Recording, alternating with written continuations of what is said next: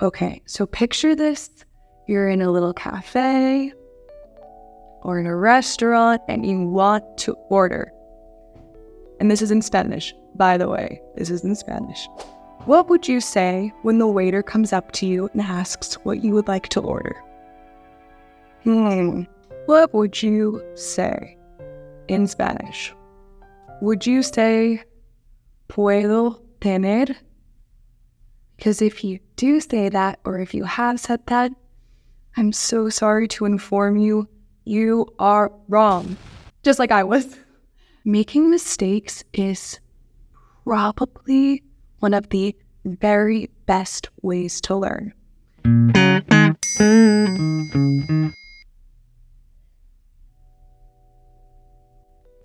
Hola chicos, me llamo Kiera and I'm a brand ambassador with Spanish55. And today I'm going to be sharing with you some of my most memorable and frequent mistakes that I have made on my Spanish learning journey. So I've lived in 3 different Spanish-speaking countries, but Spanish is not my native language.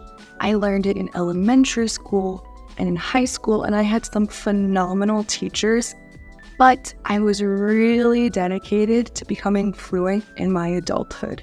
And just want you to know, you can too. It's totally possible. I know everyone says once you reach a certain age or when you're no longer a child, your brain can absorb the information like a sponge, but I am the living proof that it is absolutely possible.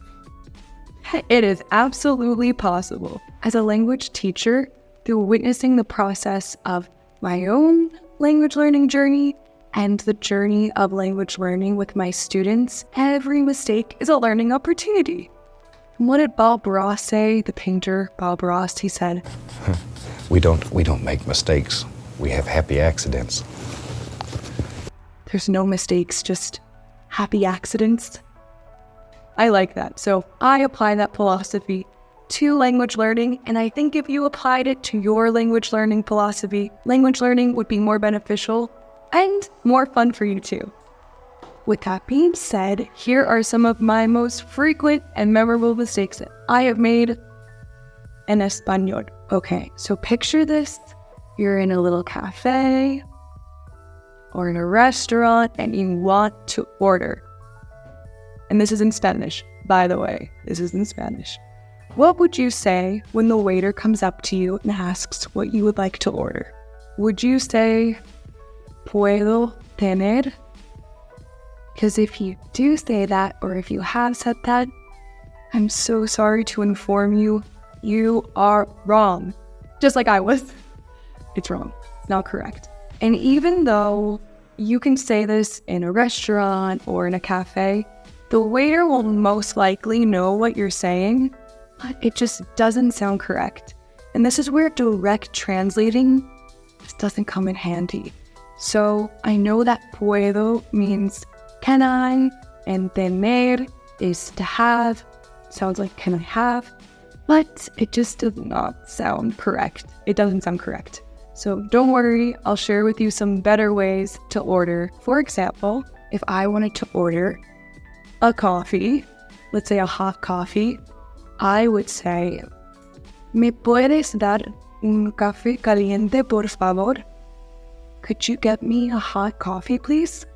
Or if I wanted to order a quesadilla, ¿Me das la quesadilla, por favor? Could you get me quesadilla, please? Just please don't say puedo tener like I did, but it's okay.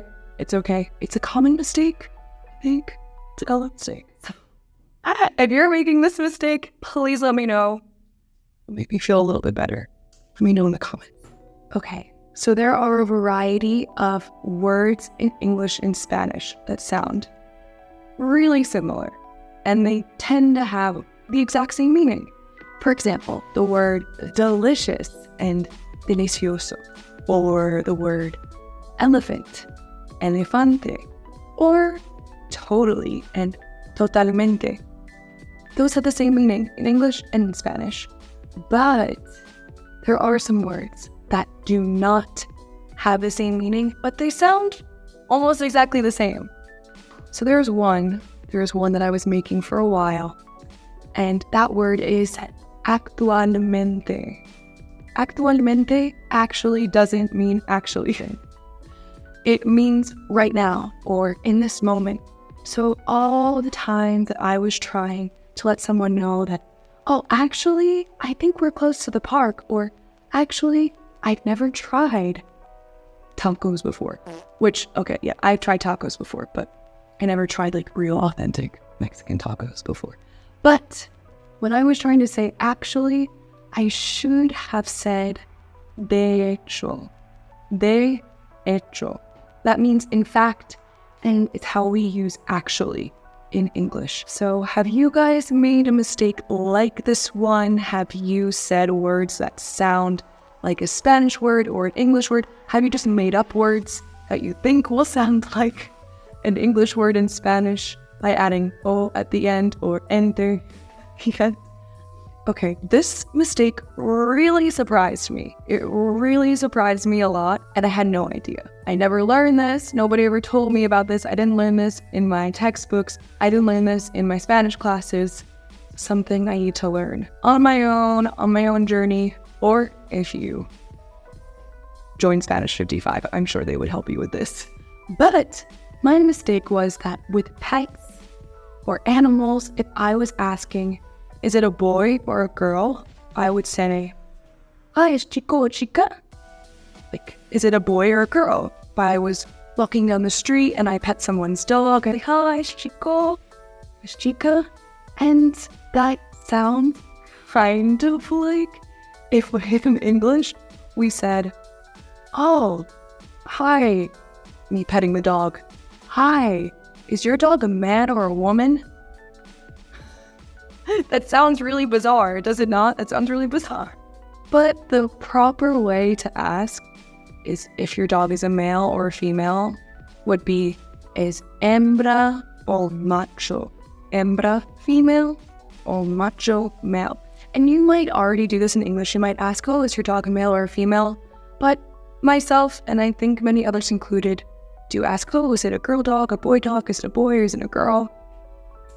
So this does not translate well in Spanish. Some people who are really close to their pets, they might say, yeah, it's a boy, it's a girl.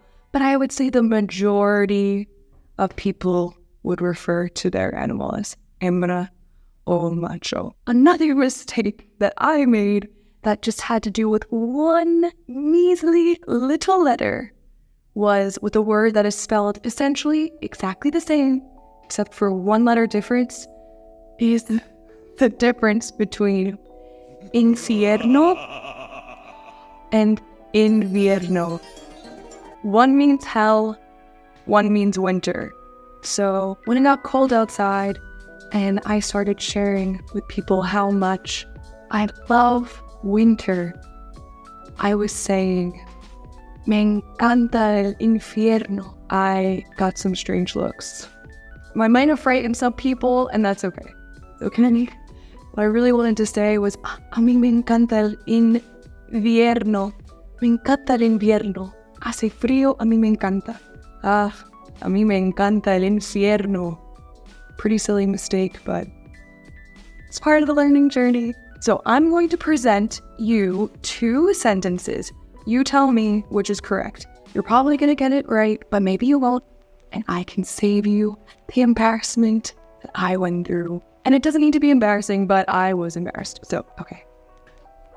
Which sentence would you say is correct? If you want to say, I like coffee, would you say, me gusta café? Or would you say, me gusta el café? Which one would you choose? Or if you wanted to say, I like cats, would you say, me gustan gatos? Or would you say, me gustan los gatos? Which one would you choose?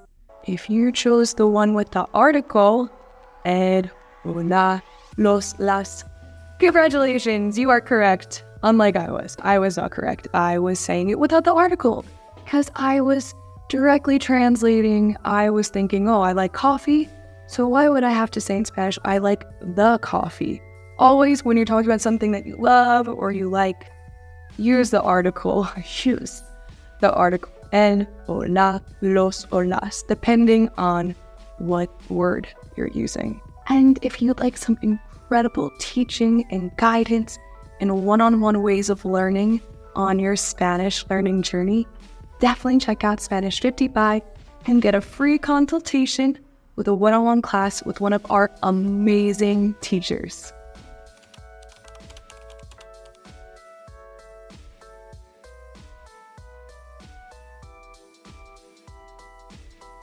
So those were my most memorable mistakes that I have made on my language learning journey in Spanish. Let me know if you guys have learned anything from this, if you made any similar mistakes, if you've made totally different mistakes. If you're a pro and you haven't made any of these mistakes before, please let me know in the comments. I would love it if you liked this video and subscribe to Spanish55 for some more amazing language learning tips and tricks. And be sure to check out Spanish55 if you want to kickstart your Spanish language learning journey, or if you're in the process of learning and you want some phenomenal teaching. Spanish55 would be amazing for you. Thank you guys so much. I will see you next time. Hasta luego.